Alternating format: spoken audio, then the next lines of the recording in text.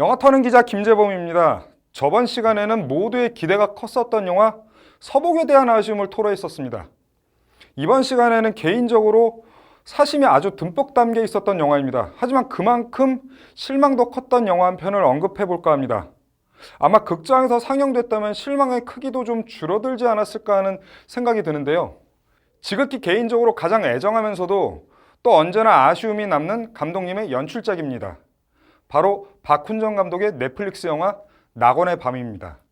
지금 시작하겠습니다. 박훈정 감독 하면 떠오르는 단어, 뭐니 해도 첫 번째는 당연히 신세계입니다. 한국판 느와르의 빼어난 수작이라고 표현돼도 무방할 정도인데요.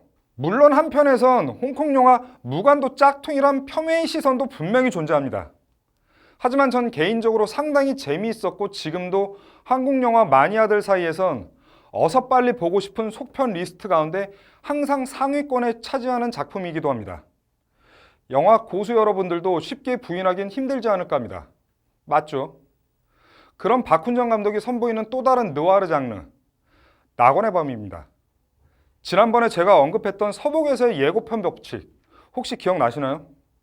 예고편이 멋들어지면 본편은 완성도가 떨어진다란 충무로 만고불변의 법칙.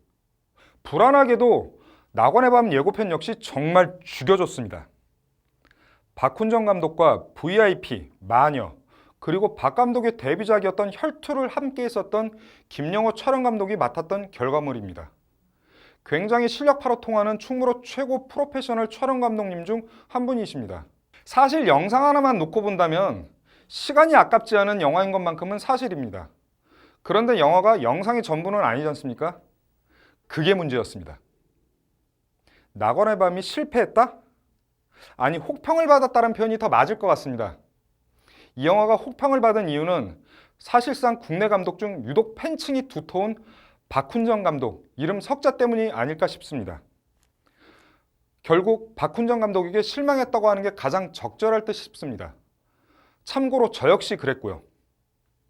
저는 개인적으로 박훈정 감독 연출작 가운데 최고의 작품으로 데뷔작인 혈투를 꼽고 싶습니다. 안 보신 분들은 이 영화 꼭 한번 보시기 바랍니다. 순제작비 20억 수준의 저예산 영화인데요. 장르적으로는 또 사극입니다. 20억이란 제작비로 사극이란 장르에 그 정도의 퀄리티를 뽑아냈다는 것 자체가 분명히 박훈정 감독의 연출력이 높다는 것을 평가하는 분명한 반증이기도 합니다. 흥행에 성공한 작품은 아닙니다. 하지만 이 작품이야말로 박훈정 감독의 스타일을 가장 잘 드러내지 않았나 저 개인적으로 그렇게 생각을 합니다.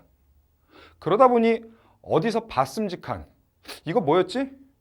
그거 박훈정 감독의 영화를 보면 사실 가장 많이 하는 소리가 바로 이런 말입니다. 제가 굳이 설명 안 해도 박훈정 감독 연출작 6편을 보시면 충분히 어떤 영화가 각각 떠오르는지 알고 계실 듯합니다.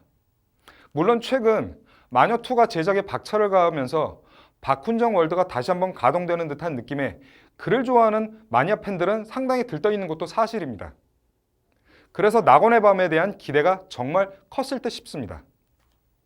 다시 말씀드리지만 박훈정 감독 영화의 가장 큰 특징은 이야기가 아닌 상황이 우선되고 강조되는 스타일이다 보니 짝퉁 논란에 휩싸여온 것도 사실입니다.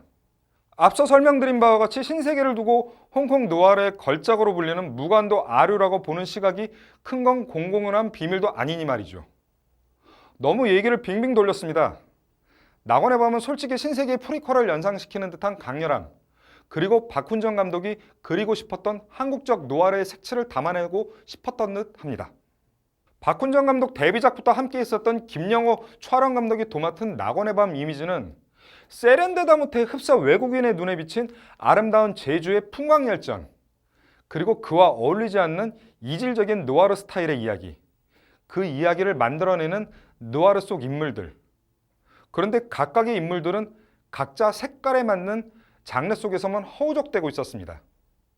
박훈정 감독 특유의 상황적 특징도, 그 상황 속에서 힘을 얻는 이야기도, 하다못해 어디서 봤음직한 너무도 익숙한 설정의 플롯도 아무것도 존재하지 않는 무색무취의 이야기였습니다. 정정하자면 무색무취까지는 아닙니다. 박훈정이란 이름 석자가 너무도 어울리지 않는 결과물이었다. 이 말이 더 맞을 것 같습니다.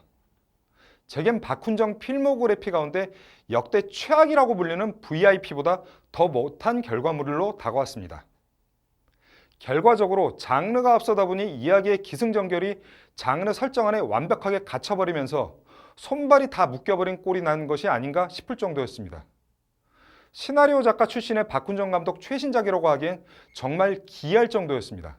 사실 이것조차 제 개인적인 견해이니 낙원의 밤을 의도적으로 폄훼할 의도는 전혀 없었다고 말씀드리고 싶습니다. 저는 어디까지나, 그리고 진심이지만 박훈정 감독의 진정한 팬입니다. 그의 데뷔작 혈투의 장점으로 느껴져 왔던 탄탄한 이야기 구조, 그리고 강력한 상황 설정. 하지만 필모그래피가 점차 늘어가면서 이 두 가지 중 하나가 두드러지고 나머지 하나는 약해지는, 또 반대일 때도 있는 그런 상황이 반복되면서 작품의 흥행과 평가가 널뛰기를 하는 것은 아닌가 싶습니다. 낙원의 밤이 극장에서 상영됐다면 어땠을까 싶기는 합니다.